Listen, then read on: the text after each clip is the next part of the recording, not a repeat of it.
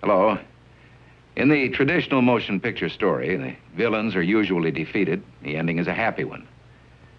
I can make no such promise for the picture you're about to watch. The story isn't over. You and the audience are part of the conflict. More human beings were slaughtered in the 20th century than in all previous centuries combined.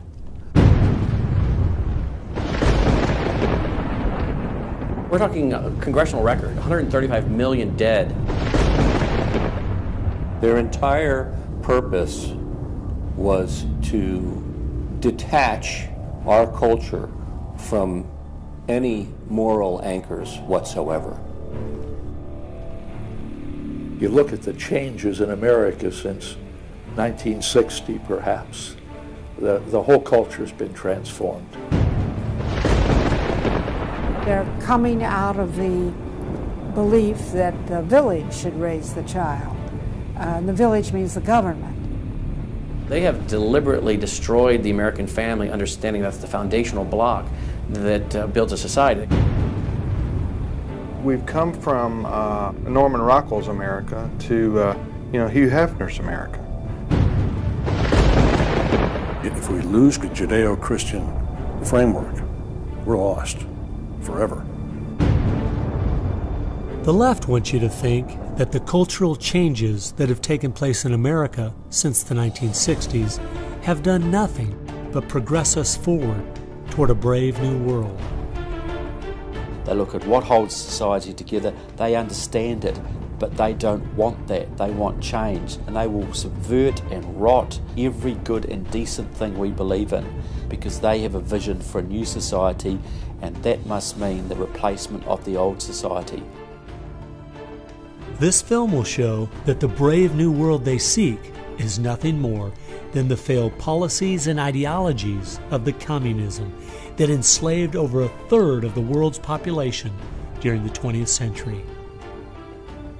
It will show that most people on the left aren't communist, just the useful idiots Lenin spoke of, being used to promote a socialist agenda, which is the first and necessary step toward communism.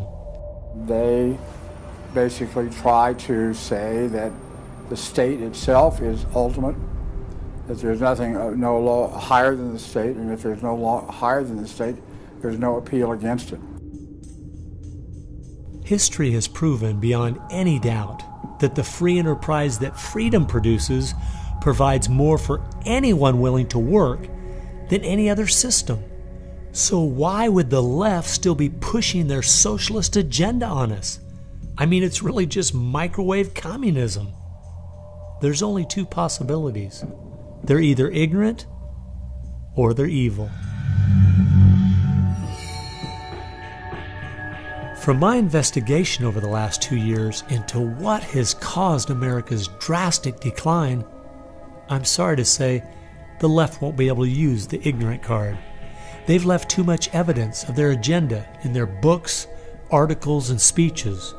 No, America has an enemy that is getting very close to accomplishing its plan of destroying the greatest country in all world history.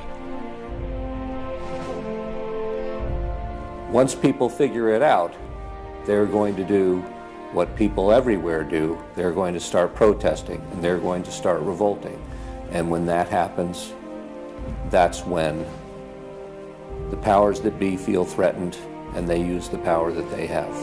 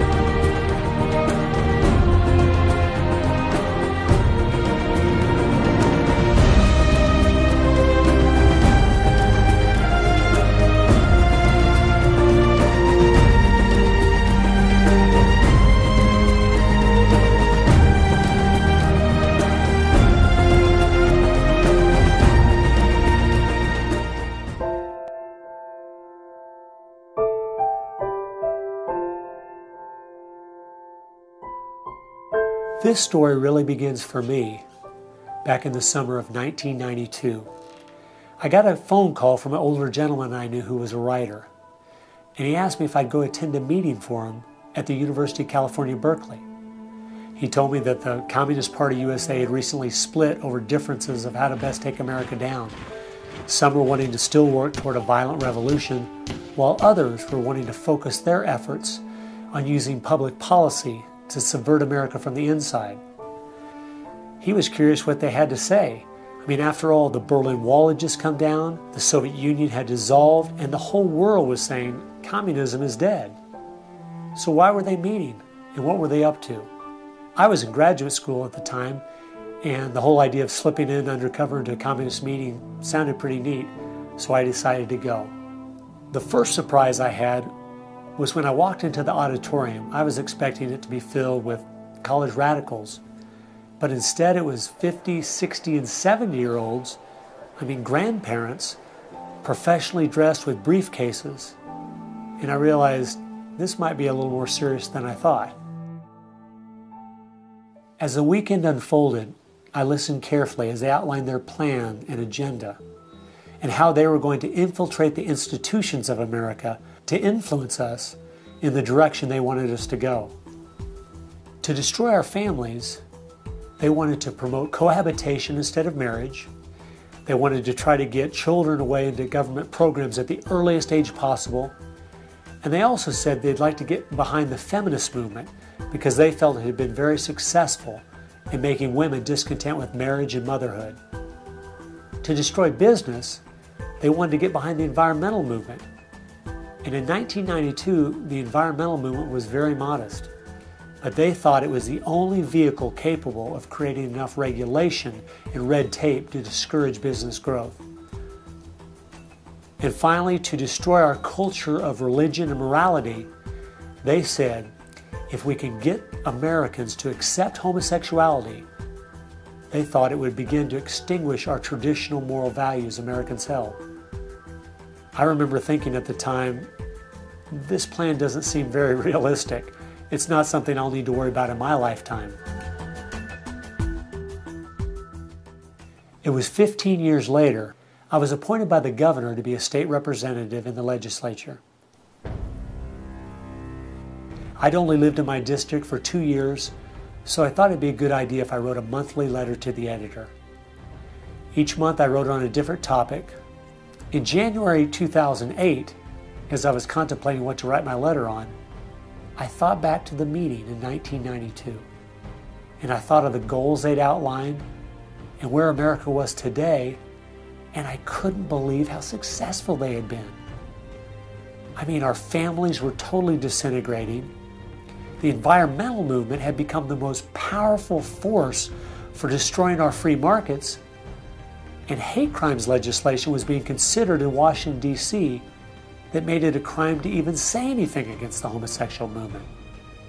I realized people needed to know what was going on.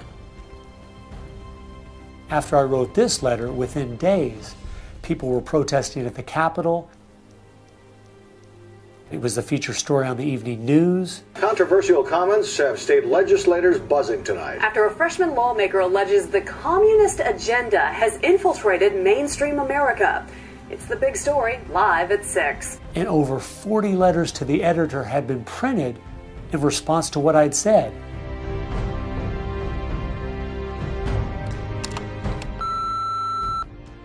Hey, I just wanted to give you support on your newspaper article. Don't let them grind you down. Bye. I realized then I'd hit on something. One of the letters written in my defense stated that a book from 1958 had outlined a similar agenda. And this got my attention. The book was The Naked Communists by Cleon Skousen, who had been a former FBI agent. And inside the book it documented 45 current communist goals from 1958.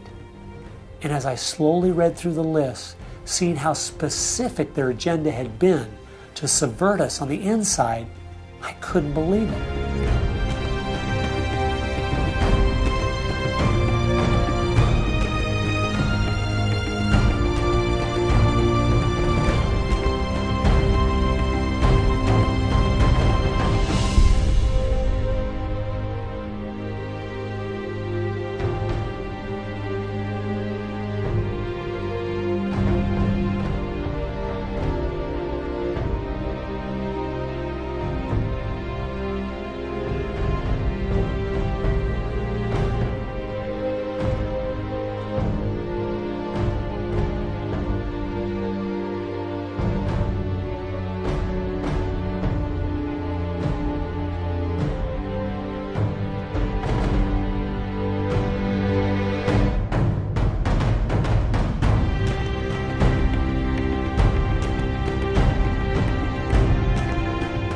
They'd accomplished almost every single one of them, and nobody seemed to be noticing.